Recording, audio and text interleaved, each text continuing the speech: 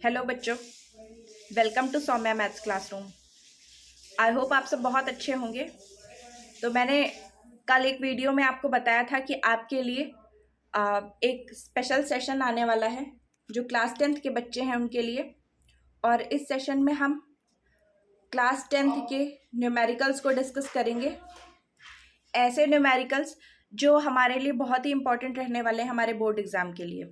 ठीक है, अब कम टाइम बचा है आपके साइंस के एग्ज़ाम में, तो इसलिए हम कई सेक्शंस में इस एक सीरीज़ को चलाएंगे। यानी आपको 2 से 3 वीडियोस में लगभग मेरी नज़र में जितने इम्पॉर्टेंट जो आपके न्यूमेरिकल्स हैं उन्हें मैं डिस्कस करूँगी।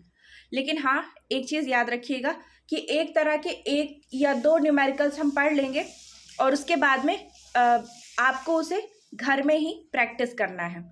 ठीक है, क्योंकि एक तरह के बहुत सारे, अब आप ये भी कह सकते हैं कि मैम आपने जो बताया था वो नहीं आया, तो सेम न्यूमेरिकल नहीं आ सकता। बस आपको ये देखना है कि किस तरह का अगर पूछा जाएगा तो उसे कौन से फॉर्मूले पर सॉल्व किया जाना है। ठीक है, तो चलिए स्टार्ट करते हैं अपनी क्लास को। और अगर आपने अभी तक सौम्या मैथ्स क्लासरूम को सब्सक्राइब नहीं किया है तो जल्दी से सब्सक्राइब कर लीजिए, वीडियो को लाइक कीजिए और वीडियो को ज़्यादा से ज़्यादा शेयर कीजिए। चलिए चलते हैं अपने न्यूमेरिकल्स की तरफ। देखिए यहाँ पर आपको पहला न्यूमेरिकल दिख रहा है,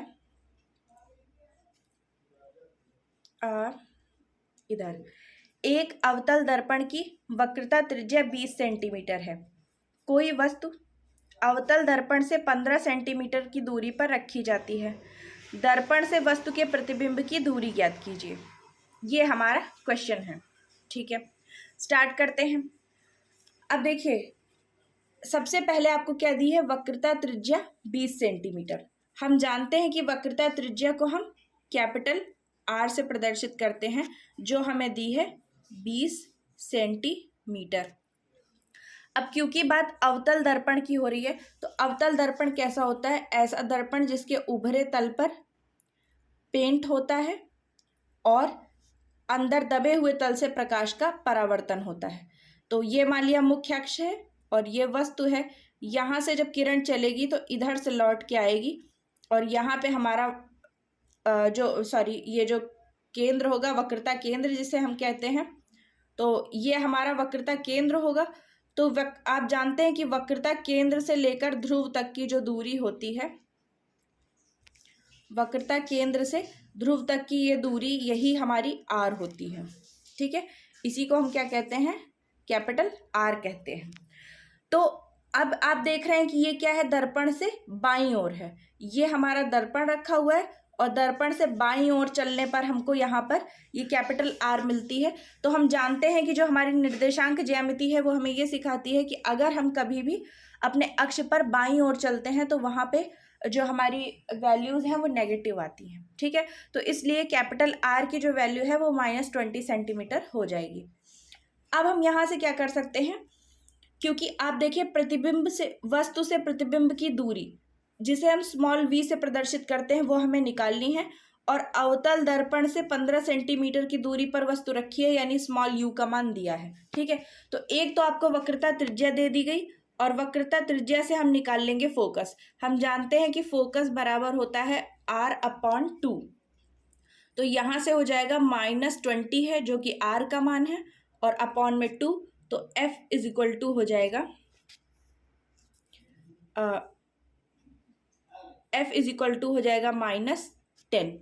ठीक है, आई होप आपको, -10 20 सेंटीमीटर की बात की गई है। हाँ, तो -10 हो जाएगा, -10 सेंटीमीटर हो जाएगी F की वैल्यू। अब आप जान गए होंगे कि फोकस हमारा कितना होगा, -10 सेंटीमीटर लंबा होगा। तो आप जल्दी से स्क्रीनशॉट ले लीजिए इस स्लाइड का, क्योंकि अब हमें इसे इरेज करना पड़ेगा। ठीक है, अब इसके पहले मैं ये भी दे दूं कि यहाँ पर u यानी स्मॉल u से हम क्या प्रदर्शित करते हैं कि अवतल दर्पण से कोई वस्तु कितनी दूर पर रखी हुई है, वो आपको दिया हुआ है 15 सेंटीमीटर। और ये 15 सेंटीमीटर क्या होगा, ये भी माइनस में होगा, क्योंकि आपने देखा कि ये है हमारा दर्पण और ये वस्तु रखी है। तो यहाँ भी हमें क्या है, इधर बाईं तरफ चलना पड़ा है, तो इसलिए भी हम यहाँ पे नेगेटिव ही लेंगे।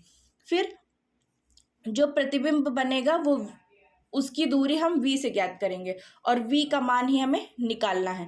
अभी हमें ये नहीं पता कि प्रतिबिंब किधर बनेगा, इसलिए हम इसे प्लस या माइनस नहीं मानेंगे। ठीक है, अब इसके बाद में चलिए चलते हैं नेक्स्ट स्लाइड पर। अब देखिए आपके पास 3 चीज़ें आ गई हैं, या आप चाहें तो इसी स्लाइड पे भी समझ सकते हैं। ठीक है, अब आपके पास 3 चीज़ें हैं। आपने देखा u की वैल्यू क्या है, -15 सेंटीमीटर है। f की वैल्यू हमने निकाल ली -10 सेंटीमीटर।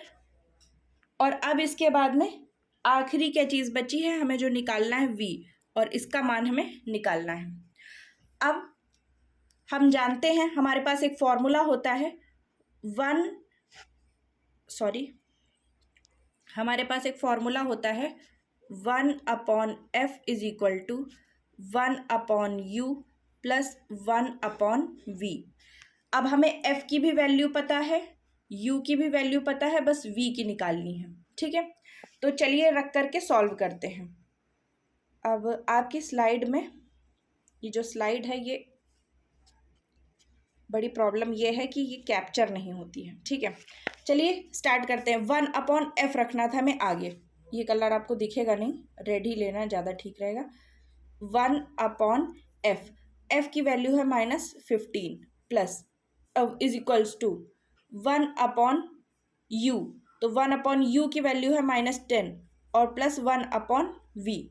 अब इसको सॉल्व करेंगे तो हम 1/v को बाएं पक्ष में ले आएंगे और बाकी चीज़ों को दाहिने पक्ष में कर देंगे। तो 1/v को देखिए हमने बाएं पक्ष में लिख लिया यहाँ पर, और अब इसके बाद में 1/10 इधर पहले से था, और जो 1/15 था, अब आप जानते हैं कि यहाँ पर लिखा है -1/-15।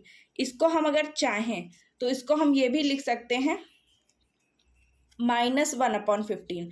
तो ये जो -1/15 है, जब हम इसे दूसरे पक्ष में ले जाएंगे तो ये +1/15 हो जाएगा। ठीक है, अब यहाँ से अगर हम सॉल्व करें तो 1/v इज इक्वल्स टू हो जाएगा। अब यहाँ पे हम क्या करते हैं, इसे किस तरह सॉल्व किया जाता है, भिन्नों का जोड़ है ये। 15 का गुणा आप 1 से करेंगे, यहाँ पे -1 है तो आएगा -15, बीच में लगा है प्लस तो प्लस लगा लीजिए। फिर 10 का गुणा +1 से करेंगे तो आ जाएगा 10, और अपॉन में 15 और 10 का गुणा करेंगे तो आएगा 150। ठीक है, अब इसको सॉल्व करें। प्रॉब्लम ये है कि अभी इसे जैसे ही मैं काटूंगी यहाँ पे सब कुछ साफ हो जाएगा, तो इसलिए आप जल्दी से अगर चाहें तो इतने का स्क्रीनशॉट ले लीजिए। और वैसे मैं कोशिश करती हूँ कि यहाँ पर थोड़ी सी जो जगह है इनमें से कहीं पे ये सॉल्व हो जाए। तो 1/v इज इक्वल्स टू क्या आ जाएगा, -15 और +10 जब जुड़ेंगे तो आएगा -5, और अपॉन में है 150। ठीक है, -15 से +10 घट जाएगा, वास्तव में लगा दोनों के बीच में प्लस है, लेकिन एक जगह प्लस है और एक के आगे माइनस है। दोनों की प्रकृति विपरीत होने की वजह से ये घट जाएंगे, तो 15 से 10 घटेगा, 5 बचेगा। अब क्योंकि 15 बड़ा है और 15 के आगे माइनस लगा है, तो इसलिए माइनस प्रभावी चिन्ह रहेगा, और हमारे 5 के आगे भी माइनस लग जाएगा, और अपॉन में क्या है 150। ठीक है, अब यहाँ पे अब हम इसको सॉल्व कर लें तो 1/v इज इक्वल्स टू, हम जानते हैं 5 से हम 150 को काटेंगे तो 30 आएगा, और ऊपर 1, ऊपर था -1 और बटे नीचे क्या आया 30, यानी 1/v इज इक्वल टू -1/30। ठीक है, तो अगर हम v की मान निकालें तो आ जाएगा -30, क्योंकि 1 से 1 कैंसिल हो जाएगा, v बराबर क्या हो जाएगा, -30 हो जाएगा। आई होप आपको समझ में आया होगा। और एक और चीज़ याद रखिएगा कि क्योंकि सारी दूरियां हमें सेंटीमीटर में दी थी, वक्रता, त्रिज्या और वस्तु की दूरी, तो इसलिए हमारी जो v होगी ये भी क्या होगी, ये भी सेंटीमीटर में ही होगी। ठीक है, तो अगर आपको समझ में आ गया हो जल्दी से इसका स्क्रीनशॉट ले लीजिए, और फिर हम नेक्स्ट क्वेश्चन की तरफ चलते हैं। अब ये देखिए आ गया आपका दूसरा क्वेश्चन। अब कोशिश कीजिए, कोशिश करूँगी कि छोटे छोटे सेक्शन में आपको समझाऊं ताकि आपको प्रॉब्लम ना हो नोट करने में, क्योंकि अभी मुझे ये नहीं पता है कि इसमें कैसे वो करते हैं, स्लाइड पर जो चीज़ लिखी गई है वो लिखी रहे। ठीक है, तो चलिए स्टार्ट करते हैं, इसे भी देखना। क्वेश्चन पढ़ना स्टार्ट करते हैं। पहले, वायु के समक्ष जल एवं कांच के अपवर्तनांक क्रमशः 4/3, व 3/2 हैं। ज्ञात कीजिए। पहला क्वेश्चन है कांच के सापेक्ष जल का अपवर्तनांक और दूसरा क्वेश्चन है जल के सापेक्ष कांच का अपवर्तनांक। अब एक ही क्वेश्चन में आपको 2 क्वेश्चन दिए हुए हैं, ठीक है, और ये सब पूछे हुए क्वेश्चन है यूपी बोर्ड में 2011, 12 और 16 में ये क्वेश्चन पूछा गया है, ठीक है। 2011 में, 2012 में और 2016 में 3 बार ये क्वेश्चन पूछा जा चुका है। अब सबसे पहले क्या क्या दिया है ये हम नोट कर लेते हैं, और यही आपका तरीका होगा। मैंने ये भी सोचा था कि आज मैं आपको ये भी बताऊंगी कि किस तरह से आपको सॉल्व करना है। देखिए, सबसे पहले एक हेडिंग सी डालिए, दिया है, ठीक है। अब क्या दिया है ये नोट कर लीजिए। वायु के समक्ष जल का और एवं कांच का अपवर्तनांक 4/3 और 3/2 है, ठीक है। तो वायु के समक्ष दिया है तो पहले आएगा A, बीच में लगेगा N, और जल का दिया है तो ANW हो जाएगा 4/3। फिर इसी तरह से वायु के समक्ष कांच का है 3/2, ठीक है। जिसके समक्ष होता है उसको ऐसे आगे लिखा जाता है और जिसका होता है उसे पीछे लिखा जाता है। बीच में n लिखा जाता है। n क्या होता है? स्मॉल n अपवर्तनांक का सूचक होता है कि हमने अपवर्तनांक लिखा है, और जो है वो आपको दिया है 4/3 और 3/2। इन्हीं का हमें यूज करना है। तो पहले तो दिया है, ठीक है। अब फिर आप चाहें तो ये भी लिख सकते हैं ज्ञात करना है, लेकिन अब इतना आपने नोट कर लिया। अब अगली स्लाइड पे चलते हैं, यहाँ पे ज्यादा जगह है। हाँ, अब हम क्या करेंगे, स्टार्ट करेंगे सॉल्व करना। अब पहले में आपको क्या ज्ञात करना है? कांच के सापेक्ष जल का अपवर्तनांक। कांच के सापेक्ष, जिसके सापेक्ष होता है मैंने आपको बताया उसको आगे लिख दीजिए, बीच में n लिख दीजिए क्योंकि आपको अपवर्तनांक लिखना है, और जल का लिखना है इसलिए W लिख दीजिए। कांच के सापेक्ष यानी कांच यानी ग्लास के सापेक्ष वाटर का अपवर्तनांक आपको निकालना है, ठीक है। इसे हम GNW कहेंगे। अब आपने सूत्र देखा है कि इस तरह से जब कभी अपवर्तनांक निकालना होता है तो उसे कैसे निकालते हैं। सबसे पहले एक तीसरा माध्यम ले लिया हमने, एयर, ठीक है। एयर हमेशा तीसरा माध्यम होती है, तो एयर के सापेक्ष पहले वाटर का लिख लेंगे और फिर एयर के सापेक्ष ग्लास का लिख देंगे अपॉन में, और इससे हमारा आ जाएगा GNW, ठीक है। यानी वायु के सापेक्ष जल का अपवर्तनांक बटे वायु के सापेक्ष कांच का अपवर्तनांक बराबर क्या होगा? कांच के सापेक्ष जल का अपवर्तनांक, ठीक है। तो आप जानते हैं कि आपको यहाँ पे वायु के सापेक्ष जल का अपवर्तनांक दिया है जिसका मान है 4/3, और वायु के सापेक्ष आपको कांच का भी अपवर्तनांक दिया है जिसका मान है 3/2, ठीक है। अब बस आपको काटना पीटना और सॉल्व करना रह गया है। तो GNW का मान क्या होगा? आप इसको इस तरह से लिख सकते हैं 4/3/3/2। इस तरह का जब भी कोई भिन्न आए तो उसे कैसे सॉल्व करते हैं? बाहर वाले का गुणा कर देते हैं, भीतर वाले का गुणा कर देते हैं। तो बाहर और बाहर का गुणा करेंगे, 4 × 2 करेंगे तो हो जाएगा 8, और भीतर का गुणा करेंगे तो 3 × 3 बराबर हो जाएगा 9। यानी कि कांच के सापेक्ष जल का अपवर्तनांक क्या होगा? 8/9 होगा, और यही हमारा आंसर होगा।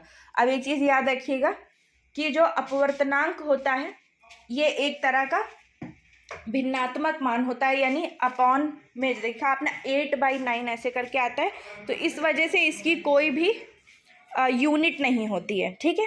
इसकी कोई भी यूनिट नहीं होती है, आपको सेंटीमीटर मीटर कुछ भी इसके पीछे नहीं लिखना होता है।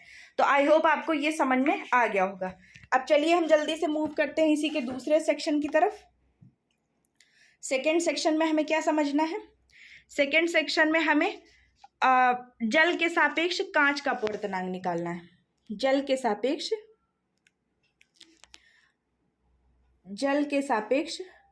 कांच का अपवर्तनांक, यानी वहां पे हमने GNW निकाला था, यहाँ पे हमें WNG निकालना है, ठीक है। अब ये भी वैसे ही होगा। पहले आपको क्या करना होगा? वायु के सापेक्ष कांच का अपवर्तनांक निकाल लेना होगा, और फिर क्या करना होगा? वायु के सापेक्ष जल का अपवर्तनांक निकालना है, और उन दोनों को बटे में लिख देना है, बस यही सॉल्व कर लेना है। अब आपको दिया है कि वायु के सापेक्ष कांच का अपवर्तनांक कितना है? 3/2 है, और वायु के सापेक्ष जल का अपवर्तनांक कितना है, 4/3 है। अब उसी तरह से आपको इसे भी हल करना है। इसको आप लिख सकते हैं 3/2/4/3। बाहर बाहर का गुणा, अंदर अंदर का गुणा। 3 गुणे 3 हो जाएगा 9 और 4 गुणे 2 हो जाएगा 8। यानी कि दूसरे सेक्शन का आंसर क्या आ गया, 9/8 आ गया। और वैसे भी आपको पता होना चाहिए कि एक जगह आपने GNW निकाला था, ठीक है, और वो क्या आया था, 8/9 आया था।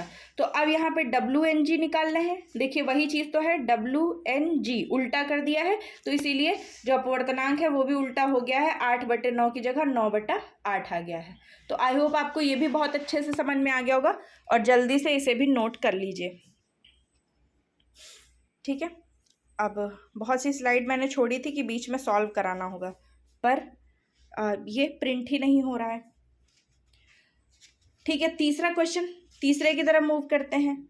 उत्तल लेंस से 30 सेंटीमीटर दूर स्थित एक वस्तु का वास्तविक प्रतिबिंब 20 सेंटीमीटर दूर बनता है। लेंस की फोकस दूरी ज्ञात कीजिए। अब सबसे पहले देखिए, आपको ये याद रखना है कि उत्तल लेंस है, दूसरा 30 सेंटीमीटर दूर स्थित एक वस्तु का वास्तविक प्रतिबिंब, यानी वस्तु की दूरी दी हुई है।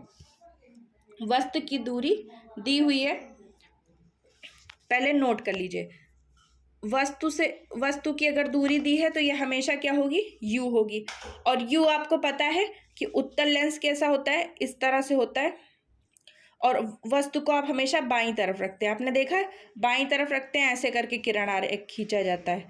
तो इसका मतलब क्या हुआ कि वस्तु की दूरी क्या होगी, माइनस में होगी, क्योंकि हम क्या चल रहे हैं, मुख्य अक्ष पर बाईं ओर चल रहे हैं। तो हम इसे -30 लिखेंगे, भले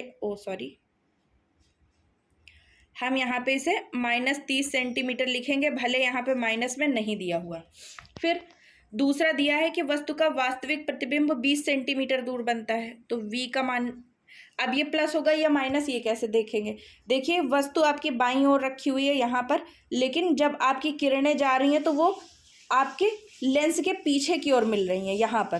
तो इसका मतलब क्या है, जब यहाँ पर मान लीजिए यहाँ पर आपका प्रतिबिंब बना इस जगह पर, तो यहाँ आप क्या करेंगे, यहाँ से यहाँ तक की दूरी मापने के लिए आपको मुख्य अक्ष पर लेंस के दाहिनी ओर चलना है। तो दाहिनी ओर चलेंगे तो प्लस और बाईं ओर चलेंगे तो माइनस, यानी v का मान क्या होगा, माइनस में होगा। अब प्लस में होगा, v का मान क्या है, +20 सेंटीमीटर। अब ऐसे लेंस की फोकस दूरी आपको ज्ञात करनी है, तो आपको बहुत आसान सा सूत्र पता है, 1/f = 1/u + 1/v। इसी में आपको रख करके सॉल्व कर देना है। और इसका किरण आरेख भी बनाना था, तो मैंने किरण आरेख भी आपको बना करके दिखा दिया है, ठीक है। अब इसको आप चाहें तो सॉल्व कर सकते हैं, या मैं खुद ही बता देती हूँ। चलिए हम जल्दी से इसे सॉल्व कर लेते हैं यहाँ फ्रेश पेज पे। अब आपने देखा था कि हमारे पास क्या क्या मान थे, 1/f = 1/u। अब u की वैल्यू है माइनस में 1/-30 और प्लस v की वैल्यू है प्लस में 1/20। इसको हल करेंगे, 1/f = अब मैंने बताया इस तरह की भिन्नों को किस तरह हल करते हैं। 20 का गुणा 1 से होगा, 20 × 1 = 20। -30 का गुणा 1 से होगा, -30 × 1 = -30। और बटे में -30 और -20 का आपस में होगा, तो माइनस और प्लस का गुणा हमेशा माइनस रहता है। और 30 और 20 का गुणा क्या होगा, 0 0 दोनों का गुणा होगा, 0 0 2 बार लग जाएंगे, और 3 और गुणे 2 हो जाएगा 6, यानी 3 दूनी 6, और ये दोनों पीछे 0 लग गए यहाँ पे, ठीक। अब इसको हल करेंगे तो 20 से 30 को घटाना है, 20 से 30 को घटाने पर बचेगा -10, और बटे में होगा -600। माइनस से माइनस कैंसिल हो जाएगा, 1 0 से 1 0 कैंसिल हो जाएगा, यानी 1/f = हो जाएगा 1/60, यानी 1/60। तो जब 1/f = 1/60 है अगर, तो f बराबर क्या होगा, 60 होगा। और आप इसे क्या लिख सकते हैं, 60 सेंटीमीटर, ठीक है, 60 सेंटीमीटर। अच्छा, एक चीज़ आपने ध्यान नहीं दी, सॉरी, उत्तल लेंस की बात की गई थी। और उत्तल लेंस के लिए हमारा सूत्र बदल जाता है, जहाँ पे यहाँ प्लस होता है, सॉरी मैंने ये चीज़ ध्यान नहीं दी, अभी मैंने आंसर मिलाया जब बुक से। तो उत्तल लेंस के लिए आपको एक चीज़ याद रखनी होगी कि जहाँ पे आपने यहाँ प्लस किया है यहाँ पे होता है माइनस, ठीक है। तो माइनस के हिसाब से हमें सॉल्व करना होगा, यहाँ पे माइनस होगा तो ये हो जाएगा -20 का गुणा -1 से होगा तो ये भी -20 हो जाएगा, -30 का 1 से होगा तो ये -30। अब क्योंकि दोनों माइनस में है तो दोनों घटने की बजाय जुड़ जाएंगे और 30 और 20 मिलकर के हो जाएगा 50।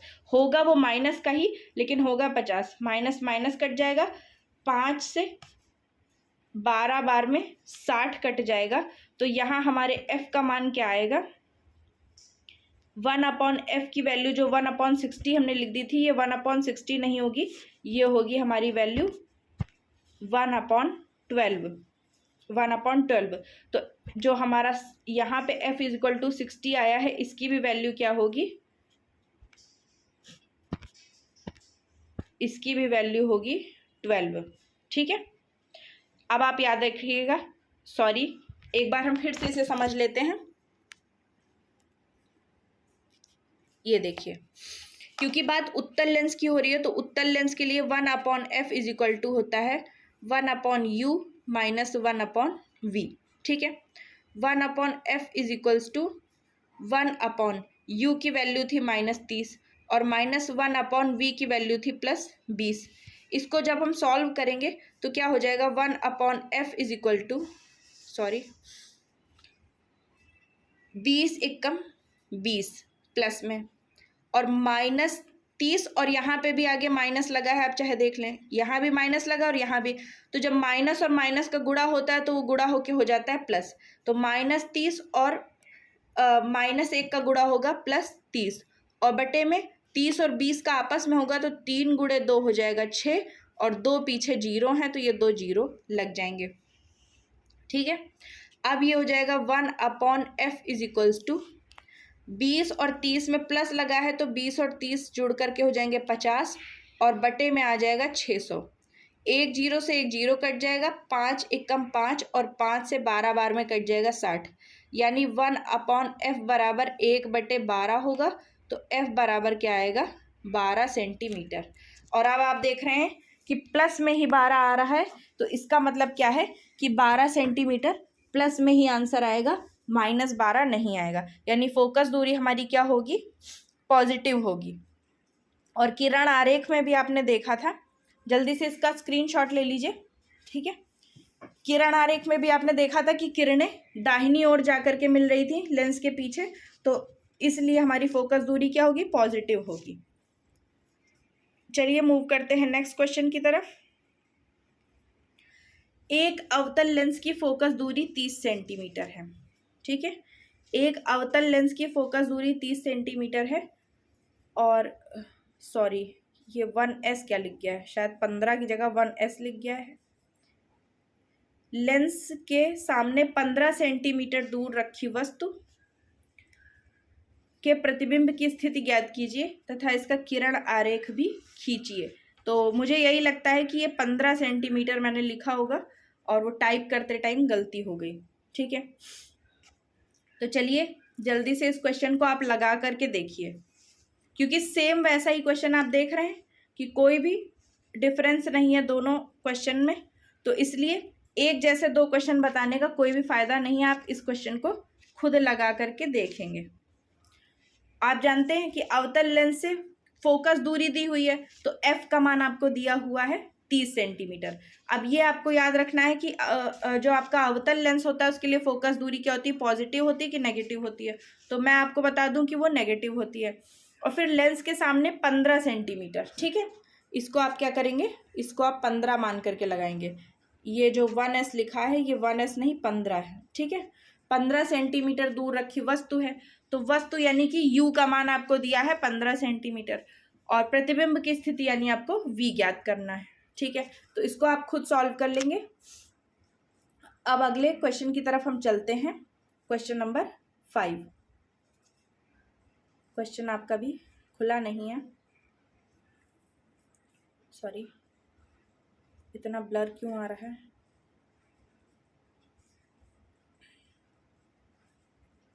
यहाँ पे क्वेश्चन खुल चुका है, यहाँ पे अभी क्वेश्चन अब आ गया, ठीक है। 5वें नंबर प्रश्न में, यदि अपवर्तनांक 1.5 वाले कांच के प्रिज्म का कोण 60 डिग्री है तो प्रिज्म के अल्पतम विचलन कोण का मान क्या होगा। और साथ में आपको ये भी दिया है कि साइन 49 बराबर 0.75, यानी कहीं ना कहीं आपको इस क्वेश्चन में साइन 49 की वैल्यू की ज़रूरत पड़ेगी, इसीलिए आपको दिया गया है। ठीक है, आप जानते हैं कि प्रिज्म के कोण को हम कैपिटल ए से प्रदर्शित करते हैं और अल्पतम विचलन कोण को हम डेल एम से प्रदर्शित करते हैं। प्रिज्म का कोण क्या होता है, कैपिटल ए होता है। ठीक है, तो कैपिटल ए की वैल्यू आपको दी हुई है 60 डिग्री और अल्पतम विचलन कोण जो होता है डेल एम, वो आपको ज्ञात करना है। और उसके बाद में एक और चीज़ दी हुई है आपको, अपवर्तनांक जो है 1.5। अब इन तीनों को मिला जुला कर जो आपके पास एक सूत्र बनता है उसका क्या मान होता है, n बराबर sine capital A plus del M upon 2 पूरे के बटे में, यानी पूरे के नीचे अपॉन लगाइए, साइन a बाई 2। ठीक है, ये आपके पास सूत्र होता है जो बहुत ही इम्पॉर्टेंट है, क्योंकि आपके प्रिज्म वाले चैप्टर की ये सूत्र जान है। इसे जल्दी से नोट कर लीजिए। फिर हम अगली स्लाइड पे चलेंगे, क्योंकि स्लाइड में आधे में क्वेश्चन ही लिखा हुआ है। ठीक है, सॉल्व करना स्टार्ट करते हैं। अब आप देख रहे हैं कि ए का मान आपको दिया है 60 डिग्री, स्मॉल एन का मान दिया है आपको 1.5 और उसके बाद में आपको डेल एम का मान निकालना है। तो सॉल्व करना स्टार्ट करते हैं। देखिए सूत्र एक बार मैं फिर से लिख लूँ, n बराबर क्या होता है, साइन, आप साथ के साथ में नोट करते चलेंगे तो आपके लिए अच्छा रहेगा, क्योंकि हर बार स्लाइड इरेज हो जा रही है। ठीक है, तो और ये इस सेटिंग में ही होता है, जिस सेटिंग से मैं वीडियो बना रही हूँ उस सेटिंग में ऐसा ही होता है, तो मैं उसे बदल भी नहीं सकती हूँ। तो आप साथ में नोट करते चलिए।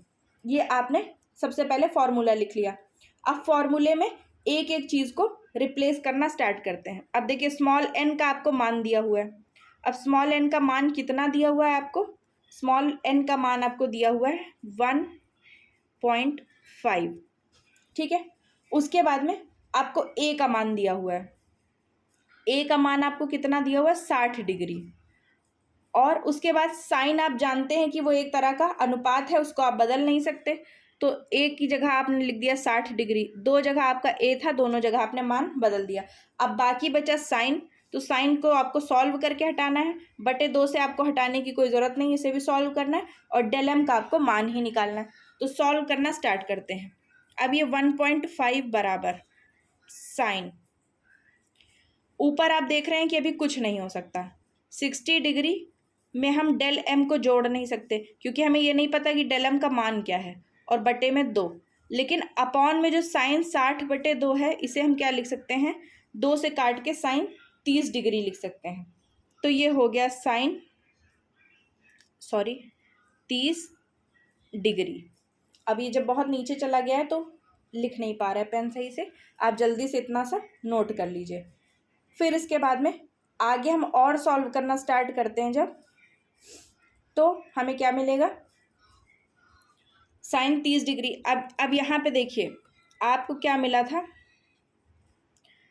आपके पास यहाँ पे मान था 1.5 इज इक्वल टू, यहाँ था साइन, ए की जगह हमने क्या रखा था 60 प्लस डेल एम हमें मालूम नहीं है, बटे में है 2 और अपॉन साइन 60 डिग्री बटे 2 जो लिखा था वो हो गया था साइन 30 डिग्री। अब आप जानते हैं साइन 30 डिग्री का मान क्या होता है, 1/2 होता है, और 1/2 का मतलब क्या होता है, आधा। ठीक है, तो इसको आप 0.5 भी लिख सकते हैं।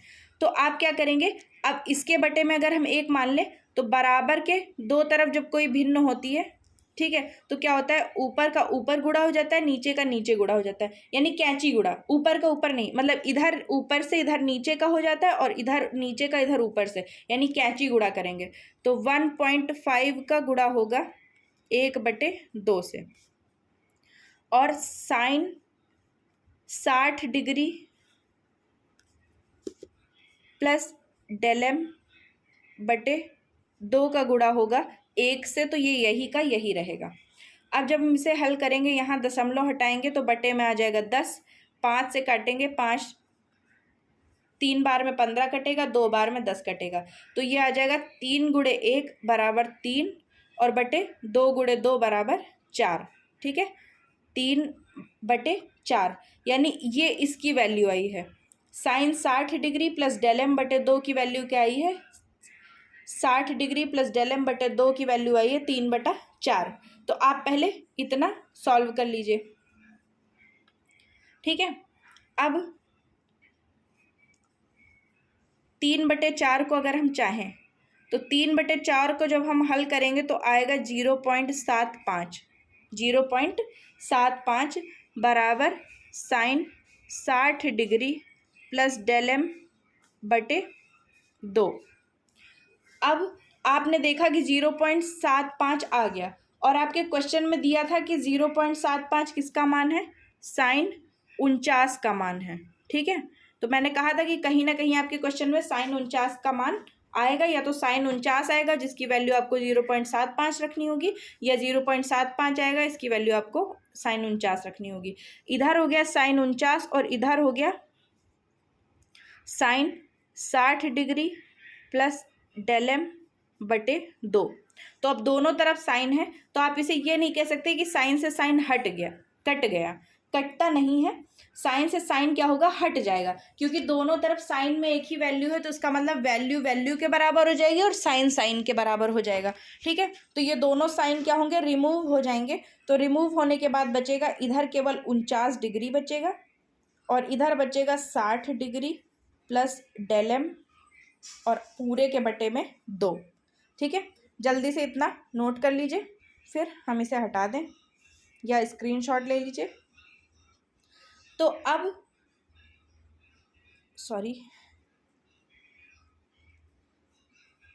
49 डिग्री बराबर 60 डिग्री प्लस डेल एम बटे 2 है।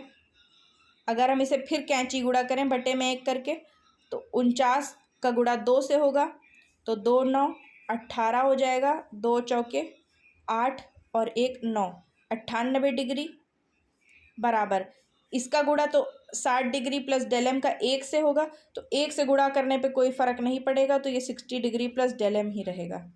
अब अगर हम यहाँ से डेल एम का मान निकालें तो एक तरफ है 98 डिग्री और 60 डिग्री उससे घट जाएगा, तो डेल एम की वैल्यू क्या आएगी?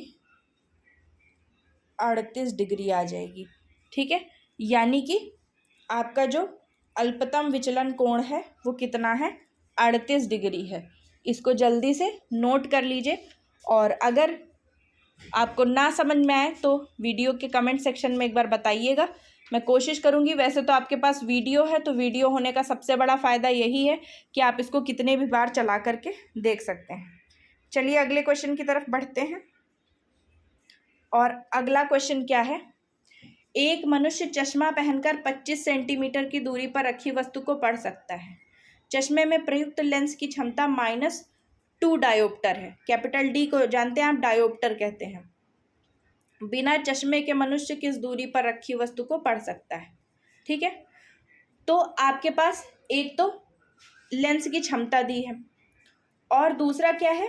एक मनुष्य चश्मा पहनकर 25 सेंटीमीटर की दूरी पर रखी हुई किताब को पढ़ सकता है। तो ये जो 25 सेंटीमीटर है ये क्या है? यू का काम कर रहा है, क्योंकि जहाँ पे व्यक्ति की आँख है, ठीक है, आँख के आगे चश्मा है और चश्मे के बाद में किसी दूरी पर किताब रखी है, तो समझ लीजिए कि लेंस से वस्तु की दूरी ही तो ये हो गई, क्योंकि आँख के पास जो चश्मा लगा है, चश्मे में लेंस होगा और कहीं वस्तु रखी होगी, तो इसी को हम क्या कहते हैं? स्मॉल यू कहते हैं। तो इसलिए ये क्या हो जाएगा? लेंस की वस्तु से दूरी हो जाएगी। तो 25 सेंटीमीटर की दूरी है, यू बराबर 25 सेंटीमीटर। सॉरी, अब आप इसे -25 रखें तो ज़्यादा सही है। ठीक है, क्योंकि आपने देखा बाईं तरफ आपकी वस्तु रखी हुई थी। उसके बाद चश्मे में प्रयुक्त लेंस की क्षमता -2 डायोप्टर है, तो आप जानते हैं कि क्षमता और फोकस दूरी में एक संबंध होता है। फोकस दूरी बराबर क्या होता है, 100 बटे लेंस की क्षमता। वैसे तो होता है 1 बटे लेंस की क्षमता, ठीक है। मैं आपको बता दूं, फोकस दूरी का मतलब क्या होता है, 1 बटे डी, यानी कि 1 बटे लेंस की क्षमता। लेकिन ये तब होता है जब ये चीज़ क्या हो, सभी दूरियां मीटर में दी हों। पर आपने देखा यहाँ सेंटीमीटर में दिया है, तो आपको सेंटीमीटर में निकालना है, तो इसे कर दीजिए 100 और बटे कैपिटल डी की वैल्यू क्या दी हुई है, -2.0। अब 2.0 से कोई मतलब नहीं है, ये केवल 2 है, समझ लीजिए। यानी इसका मान क्या है, केवल 2 है। अब इससे हल करेंगे तो 2 से 100 कट जाएगा, 50 आ जाएगा। यानी कि फोकस दूरी आपकी क्या आ गई, -50। अब ये मत भूलिएगा कि नीचे माइनस लगा था, ठीक है। इस माइनस को भी ऊपर ले लिया, माइनस और 50, तो फोकस दूरी हो गई। अब उसके बाद बिना चश्मे के मनुष्य किस दूरी पर रखी वस्तु को पढ़ सकता है। तो इसका मतलब क्या हुआ कि आपको प्रतिबिंब की दूरी निकालनी है, यानी स्मॉल v का मान निकालना है। क्योंकि जब आप चश्मा नहीं लगाएंगे, यानी बिना लेंस के, आप कितनी दूरी पर आपका प्रतिबिंब, जितनी दूरी पे आपकी वस्तु रखी होगी, समझ लीजिए कि उतनी ही दूरी पर आपका चश्मा लगा करके प्रतिबिंब बनता है। तो वही प्रतिबिंब की दूरी स्मॉल v आपको निकालनी है।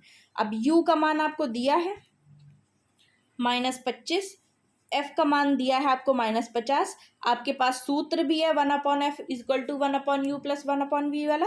अब आप इसे आराम से लगा सकते हैं, ठीक है। तो इसे आप अपने आप ट्राई कीजिएगा। आगे हम अगले क्वेश्चन की तरफ बढ़ते हैं। शायद मैंने इतने ही लगाए थे, हाँ मैंने 6 ही क्वेश्चन लगाए थे, ठीक है। इसके आगे मैंने क्वेश्चन नहीं लगाए थे क्योंकि वीडियो बहुत ज़्यादा लंबा हो जाएगा और आप बोर हो जाएंगे। तो आई होप आपको यहाँ तक के सारे क्वेश्चन समझ में आए होंगे और सबके सब पसंद आए।